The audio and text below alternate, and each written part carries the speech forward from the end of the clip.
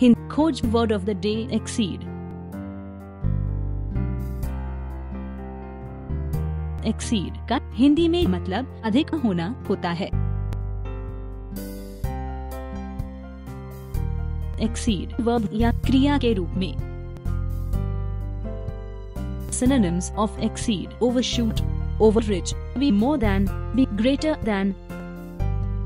Antonyms of exceed: fall behind, be inferior, deteriorate. Example: HRD Ministry has said that class 10th school bags must not exceed 5.